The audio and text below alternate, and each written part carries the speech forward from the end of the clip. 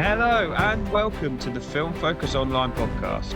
I'm your host, Elliot Lines, and on today's episode, we return to Pandora to discuss James Cameron's latest chapter, Avatar: Fire and Ash, and also take a look at the future and the past of this blockbuster franchise. Before we begin, if you're watching on YouTube or listening wherever you get your podcasts, be sure to hit that subscribe and follow buttons to never miss an episode. Let's get into it. So, joining me today, back in sync with Awa, it's Film Focus Online writer Alex Gilston. Are you ready to jump back into the world of Pandora? Always. Absolutely always. I'm there now, actually. I'm surprised the connection's working. We're quite far away from each other. So let's dive straight into it then. What did you think of Avatar: Fire and Ash? Oh my gosh. I mean, it was a whole load of film. I mean, how long is it? 3 hours and 15? 3 hours, 17 minutes. 3 hours and 17 minutes. So it's very long. It's like, I think it's the longest one, or I don't know if Way of Water was about similar. It's got to be close. I reckon it's got to be close. But my gosh, I literally, because it doesn't even feel like it's been 3 years since Way of Water. And then obviously before that, the gap between Avatar and then Way of Water was obviously a lot bigger. But it just feels like, kind of going into it, feels like I've never been away, and in the most perfect way possible. I think it continues to be by far and away the most, like, the highest level of blockbuster filmmaking that kind of puts every other blockbuster that has come out this year to shame. I mean, not just this year, I think the past every year. 15 years since the first one came out, I still think it puts them all to shame.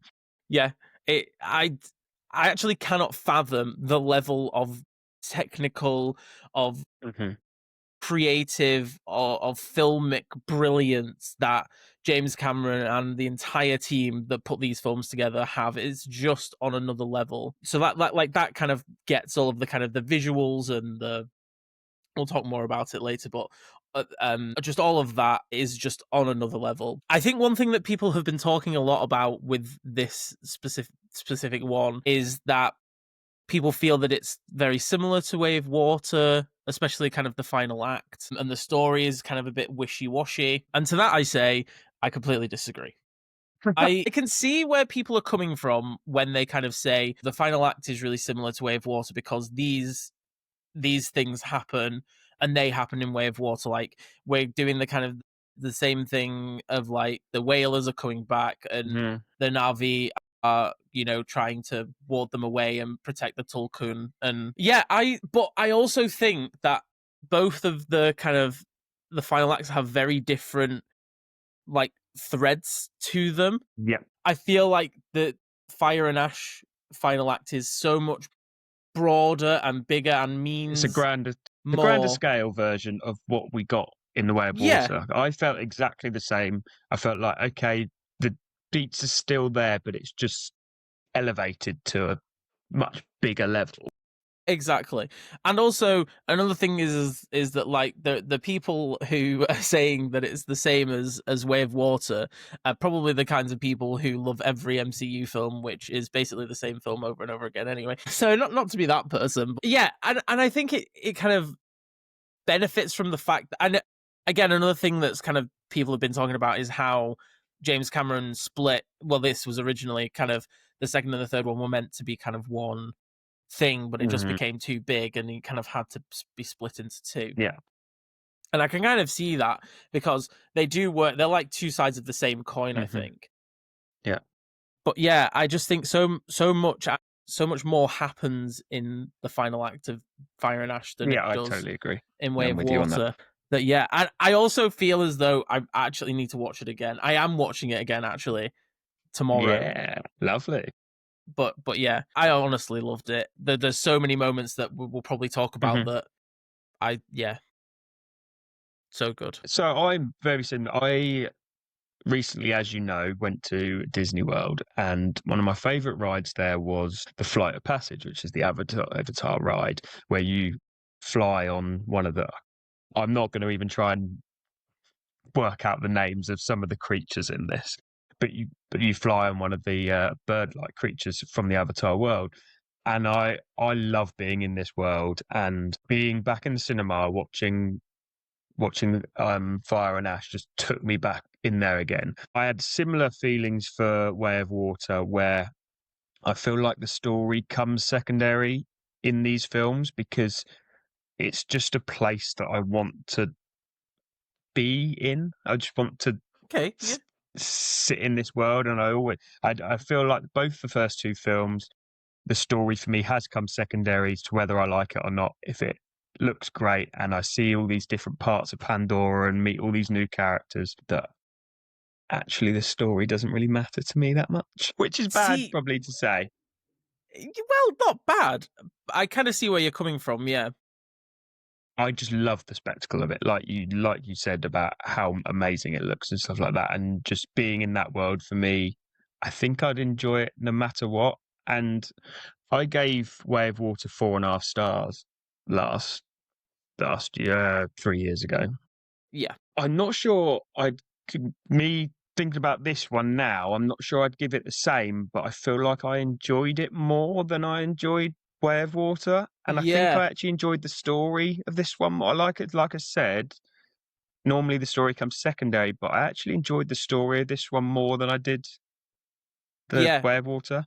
Well, I think that's an interesting point because I think to me the Way of Water is like the foundation that Fire and Hmm. Ash sits upon Hmm. because although some of the same things happen as we discussed, it's Fire and Ash is more about what each singular character is going Hmm. through, I think. And especially, after losing, I think, Neatam?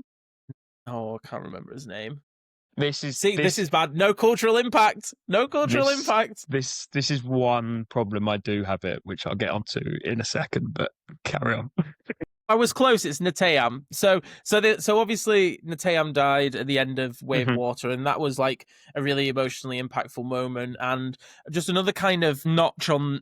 And I think what people don't appreciate enough about Avatar is how like kind of.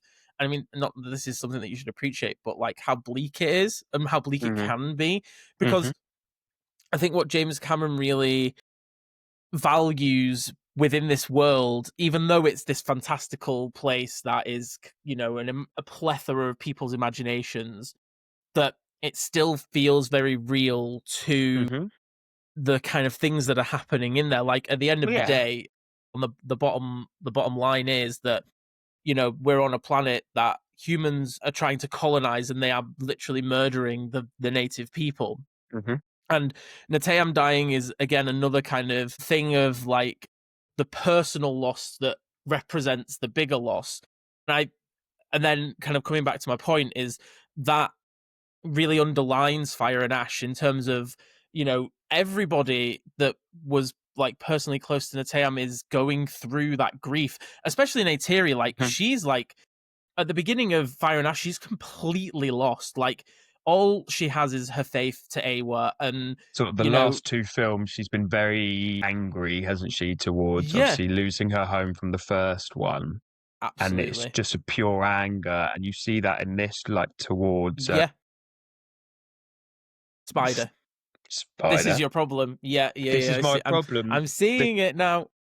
the characters, as much as I know who they are, it to me is Jake You Sully's could spot them out daughter. of a lineup, but you Yeah, couldn't say what they were I called. couldn't say what they're called in that. And over two films, I feel like they're probably should you should know it more. But No, I see what you mean. Um yeah, I think, and that's the thing, like, and again, what kind of really raises Fire and Ash for me is everybody's personal journeys, because Mhm. you've kind of got Jake trying to wrestle with the fact that, he's lost his son. He's kind of like treating his other son pretty badly because of it, and Yeah. almost is like blaming Loak really for the loss Hmm. of Neteyam. Yeah. And, he's trying to balance his relationship with Neytiri as well, and kind of coming to terms with the fact that, like, at the end of the day, he is inside one of the people that she hates so She much hates. and Yeah. has this anger for. And then Neytiri, of course, is just kind of coming to terms with literally all of the monumental loss that she has faced at the Hmm. hands of these people over the years. And also having Spider around as well, like that's hard for her because It's she a just sees reminder every single day, isn't it, of everything. what's Yeah, happening. exactly. And also, I think what's hard for her as well is that like everybody but her, like kind of Hmm. embraces him and Hmm. like treat him as a son or a brother, and There's one, yeah. obviously that's really hard for her. And then you've got Kiri, who of course is kind of, doesn't really know her parentage, like why she exists. She's kind of going through this existential journey to try and connect with Awa, but she's kind of being shut out. And I just Hmm. all of these and then obviously Loak is again kind of, because of the way that Jake is kind of treating him, he's kind of trying not to like burden himself with the blame of losing his brother, and also at the same time, like, and again kind of his relationship with Payakan as well. Big up Payakan, we love we love that little whale. And yeah, like I said, I just think that's what's so strong about Fire and Ashes, each character's personally. And I mean, even Quaritch as well. Like, Quaritch Yeah, is yeah, no, a mean definitely. piece of, like, yeah, bad, terrible, but he still has this like really morally grey like journey for, and he's kind of this pure evil, but Hmm. even he during this film kind of slowly starts to kind of see what Jake is seeing, even though Yeah, he yeah. still holds that hatred and the memories of Quaritch. It's like, it's, yeah, There's a so moment good. in the sort of middle of the film, isn't there, where him and Jake are having to spend some time together Yes. for like the first time in God knows how, but and then he goes completely the other way again into the hatred for another hour, and then he circles back again. Yeah, and it's just, oh no, and it's so interesting as well because I feel as though that's one of the most interesting like character developments throughout the film, because Hmm. at the end of the day, like, he has this mission and this prerogative that he has to carry out, right? It needs Hmm. to be done, but oh, now he's also got a son, and Yeah, he actually has feelings for that. And also, he's not actually Quaritch. He's actually, closer to what the Navi are, and like he's yeah. got to battle with that. And oh yeah, no, it's so good. And then when he just kind of goes full mask off and just like complete. And I mean, we'll talk about the Fire Clan. I think they're called the Well, Makwang. We I'm can just talk going to about them call them now. the Ash people. The Ash, yeah, fair enough. So And yeah, for me, the introduction of them yeah, was one of my favorite parts of the movie when we're with the what they called the travel the air traders. the air traders, and obviously the families with them, and the introduction of the Ash people in that scene, that for me was blowing my mind. I have been waiting to talk about this because I don't know if you were the same, and I feel like I've seen people talk about this, but the bit where they're attacking the kind of hot air balloons. They're Oh, not you're hot air about balloons to because say, they're actually creatures. You know what I'm about to say. And Varang shoots the other yeah, Ash person, yeah, and it's like full kamikazes. kamikaze pilot. My God, it was that moment where I was like, James Cameron, you madman, I am in. I am in. And honestly, it's still blowing my mind. It's so cool. It's so cool. Just And I'm just like, that whole battle scene, the introduction of them, you really see the difference between obviously what they believe in compared to what the normal Navi that we've come to yeah, learn are, and how distant they are from these. They are just absolute animals and yeah, don't care. yeah. And I feel like, because like you said, it's kind of that immediate kind of realization that like these are like, they just have a completely different way of life. And Mhm. you Just get that complete from, savages. yeah, like you get that from when they cut the Hmm. Kurus off, and you're like, Hmm. damn, like, wait, You're this is so like, good with all the names. oh yeah, I'm trying my best. I'm trying my best. What can I say? And there's just like that moment of like, oh my god, like they're just murdering all of these people, and they're doing it Yeah. because like it's fun. Hmm. Yeah, I thought it just such a great. I mean, Hmm. R.I.P. David Thewlis.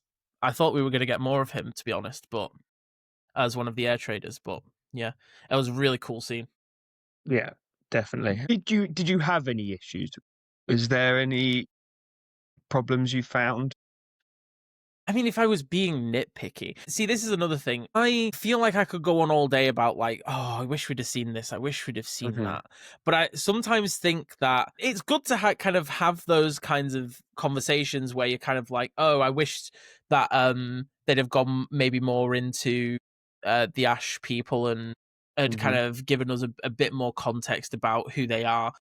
Yeah, because we don't really learn of their sort of location and stuff like that until the colonel sort of goes into their domain, and Yeah, then we kind of learn a little bit more when yeah. she's like got him under her spell and sort Oh of my telling god. him the stories. But that's about it, really, when it comes to their background. Yeah. So again, like you can kind of do that thing of saying, "Oh, I wish they'd done that. I wish, maybe we'd gone more into like." I suppose one thing that I thought was Kate Winslet's character. I think she's called Ronal, but don't quote me on it. Oh, now, yeah, correct. There we go, got it. I should just be more confident in myself. What can I say? Four out of four for Alex. I do wish we could have had some time at the end to kind of feel the impact of her loss, like Hmm. and maybe because obviously we had Neteyam's funeral at the end of Wave Water, so but then again, I guess if we'd have had Ronal's funeral at the end of this film, everyone would have been like, "Oh, well, it's just the same as Way of Water," like But I do think that we missed the impact of that just a little bit. Hmm. I thought the scene between her and Neytiri when she gives birth to Prill Yeah. was really, really brilliant Hmm. and brilliantly acted and completely devastating. But again, yeah, it would have been nice to see her family's reaction I almost. think And they touch upon it, don't they, right at the end where they've yeah, the father. I'm sure you know the name, no, I but actually don't know his name. That's probably one name I'm not fully sure but on. they're connecting to Awa at the end Yes. with Prill, the new baby. So I suppose that Yeah, kind it of does. touches Yeah. upon that rather than having to do that kind of funeral Yeah. And I guess again. again, like it kind of I'm like reevaluating this in my head now and I'm thinking actually, Mm. yeah, you're right because again, that would just be retreading familiar ground because there's a funeral in the first Avatar as well, right? Yeah, yeah. So yeah, I guess you're right. And maybe if I mean we'll talk more later about the potential future of the franchise, but maybe we'll feel that more in another film. But again, I sometimes feel as though we these days we struggle to judge what we see before us and instead judge what we Hmm. don't see. And I'm like, well, then you're not judging the film, you're judging your Yeah, yeah. expectations, No, which yeah. is very different. So personally, I really didn't take much issue with it, but I was just having such a good time that I just didn't care. I was just No, like, yeah. this is so good, and I'm having such an incredible Hmm. time just being in this world and seeing what's happening to all of these characters. And there are just because you mentioned the scene with when Quaritch goes to the Ash people's land for the first time and he confronts Varang and then they go into the tent and he gets the Pandoran coke trip. Okay. That scene is just so good. I saw an interview with James Cameron and apparently the editors like cut that scene in half and he was like, if you don't want to get fired, you're gonna make it so that it's the whole scene. I'm glad he did Yeah. because it's such an incredible scene. But this film is filled with those like just such incredible scenes. Hmm. Like we're talking about the scene where the Ash people attack the air traders. That scene. We've got the scene where Neytiri literally solos the entire RDA base and basically does a trench run, which is just No, yeah, wicked. insane. You got the scene It's where interesting Kiri, to see them characters actually in sort of a industrial yeah, environment because we don't yeah, see that very often, or we haven't seen it at this point. yeah, not too much of it. Yeah, I think that's a really interesting point. You've also got. I feel like I'm kind of going slapdash all over the place. So I'll finish it on my favorite scene of the entire film Hmm. from a personal standpoint, from a first watch, was Hmm. the scene after Neytiri and Jake, they kind of get off the army base, they've saved Spider, and they land because Jake's like, land Yep. the Ikran, like and then, Spider's off doing his kind of banter, saying he needs Hmm. a wee. And Jake's like, we got to do it. We got to Yeah. get him gone.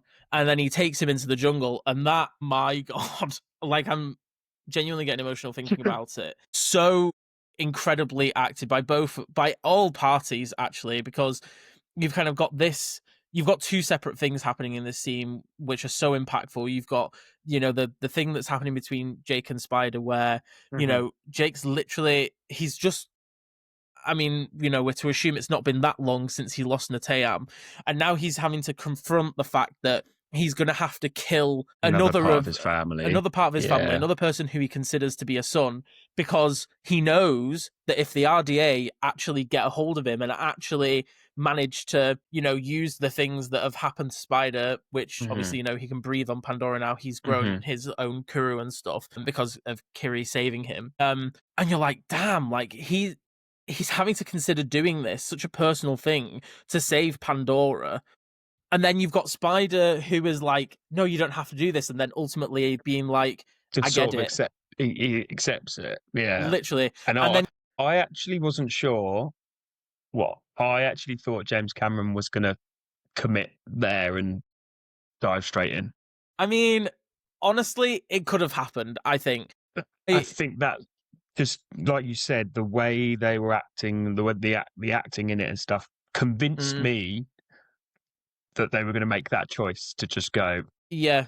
No, I mean, and it's so impactful. And then the kind of the crescendo of that, where Spider's like, do you love me? And he's like, Mhm, always and forever, like, mhm. oh my God. And then not only that, but you've got Neytiri at the river washing off all the blood and all the war paint that she's put All the on to pain. kind of disguise herself.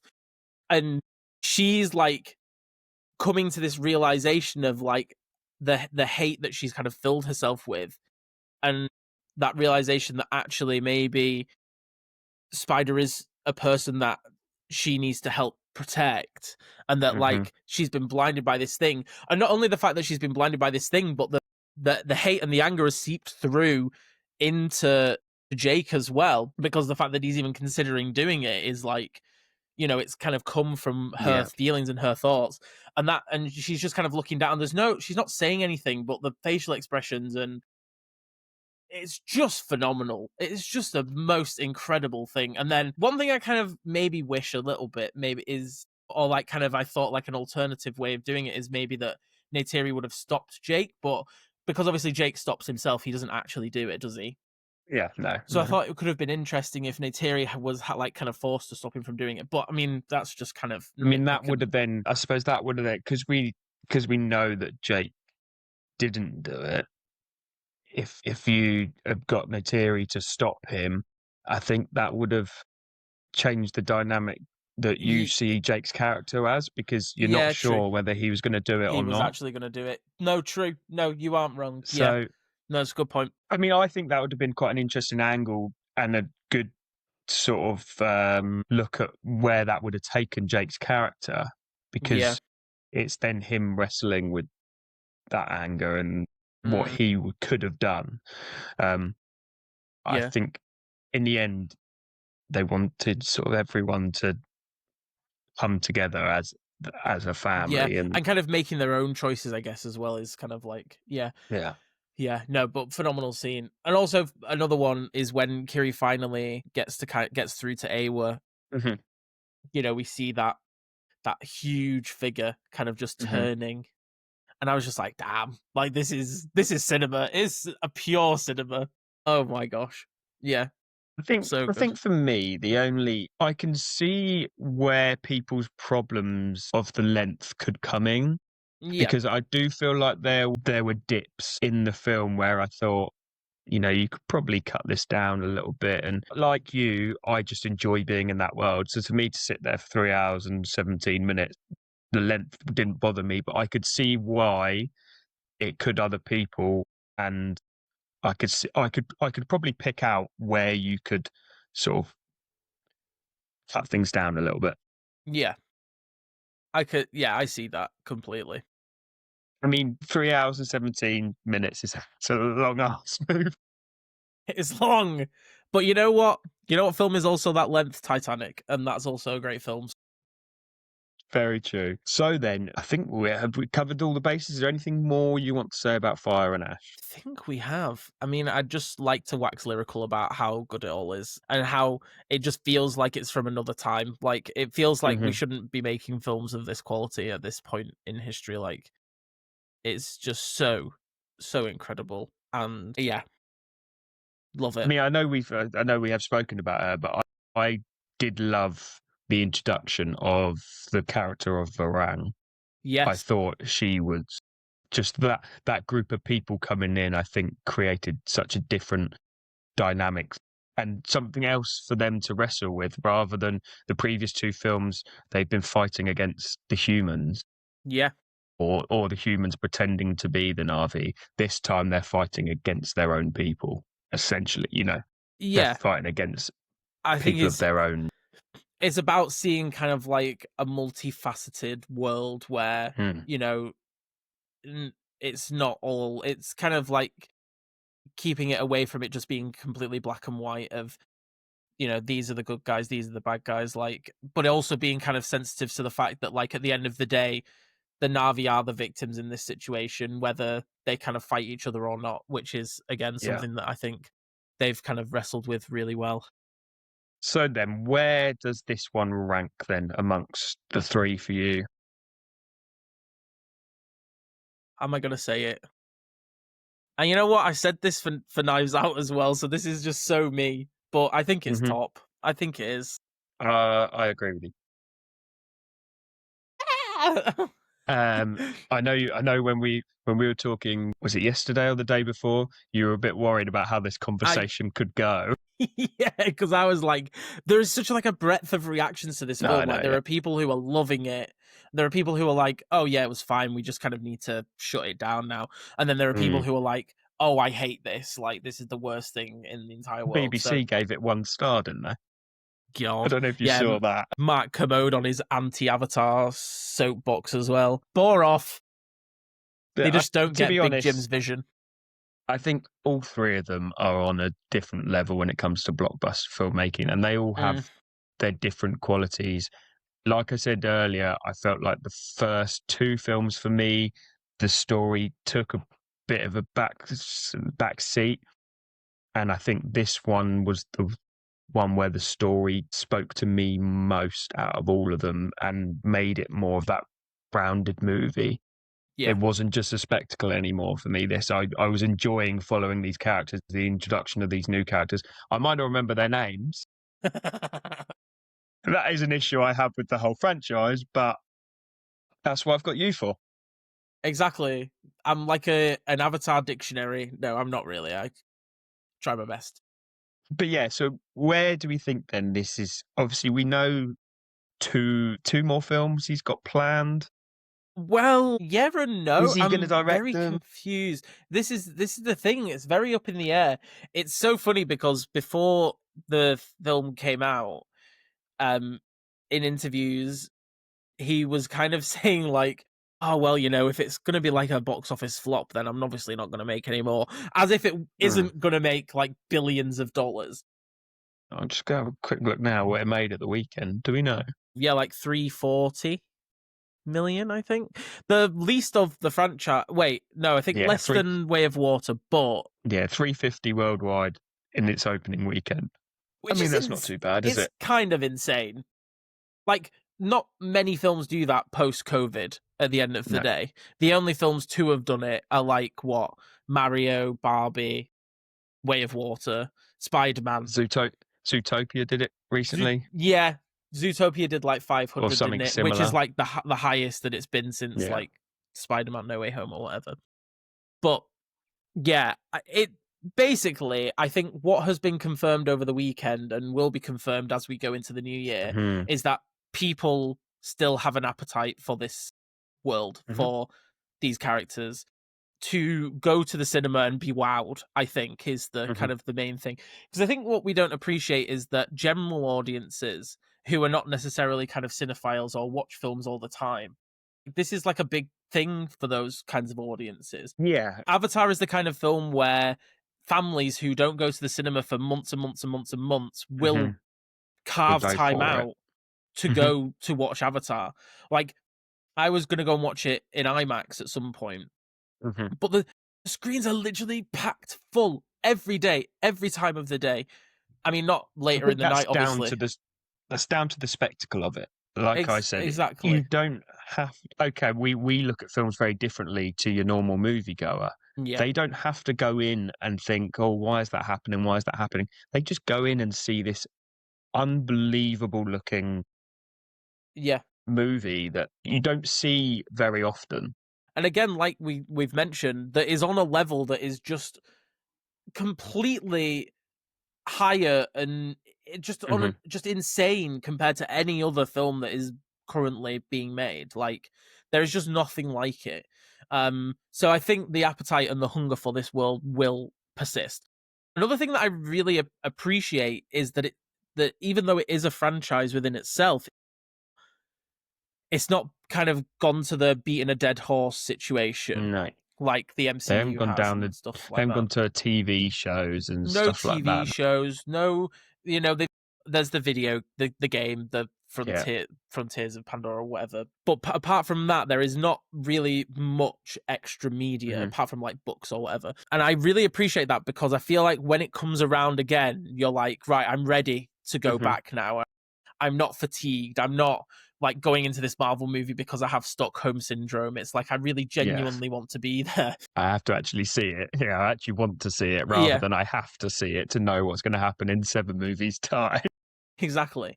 But also on that same thing, like he's kind of said, I mean, I don't know about how you feel about this, but it does feel like if he wanted to stop now, he could. Like the Well, ending of yeah, yeah, I was about to say that. I was about to say Fire and Ash feels like it ends in a place where he could just go no more. yeah, But I have seen. I mean, I've seen. Obviously, rumors are always flying around, but I've seen rumors today that part of the first act have already been filmed and the script has been highly praised already for the next film. And it potentially could be 4 years. And I think that's quite a nice amount of break because nope, I agree. this 3 years, like you said earlier, it feels like it was only yesterday we got Way of Water. That 4 years, I think, will keep the appetite going. And I do think this film will, like you said, I think the appetite for it for people will be there. Yeah. No, I completely agree.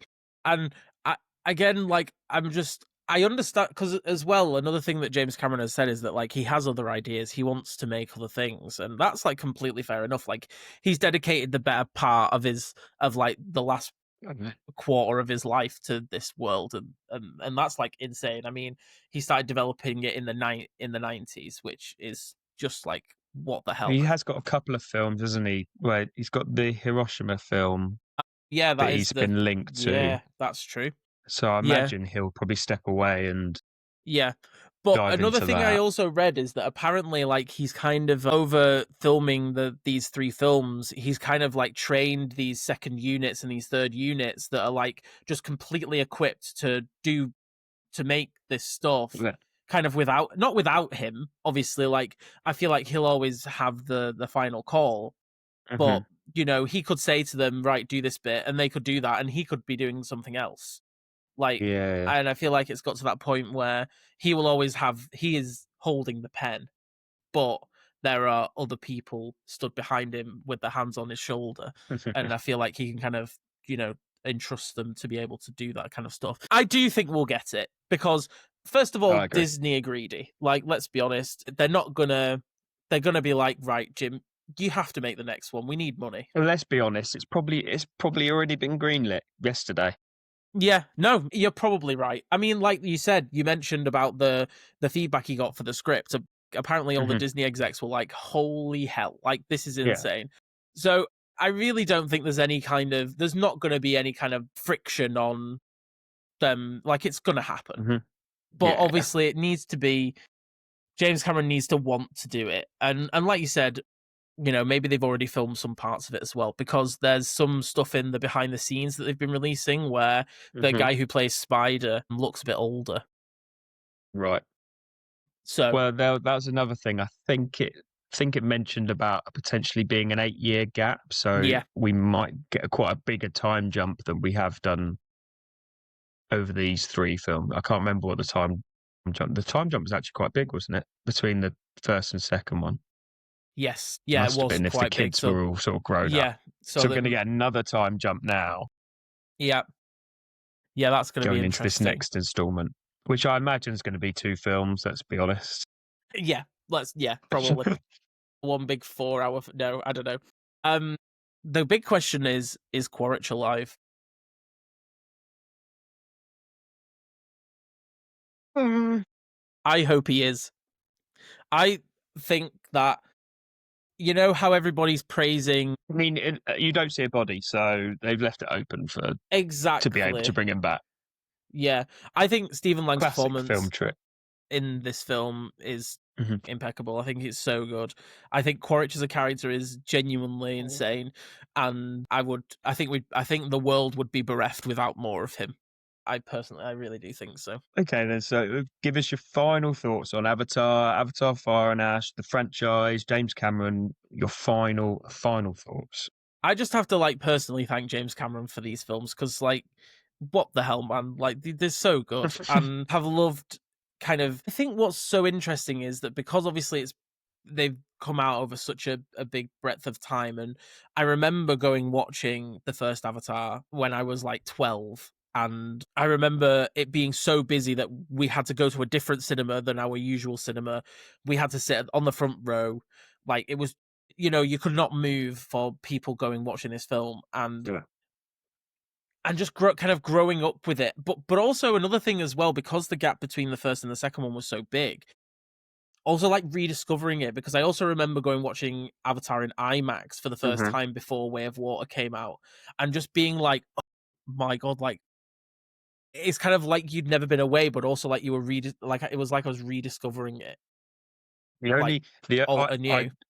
I'm with you on that. The only other time I've felt that the rediscovery is The Force Awakens coming out, Yeah, Star Wars, jumping back yeah, into a world that I loved and just being in awe of it.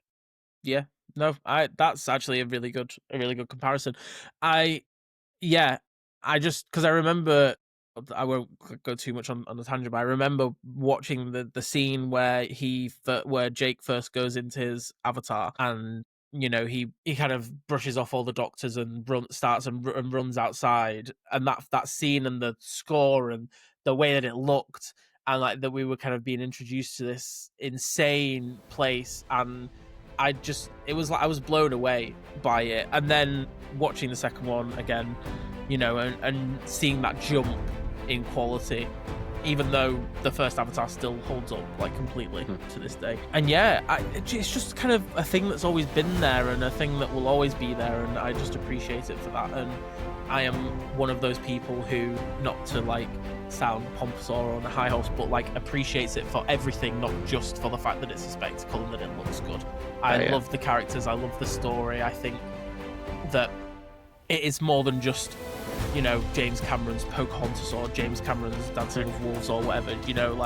I appreciate it for it being its own thing, not to be compared to previous things or similar stories. So yeah. Excellent. Well, thank you very much for joining me. It's been a pleasure talking to you as always.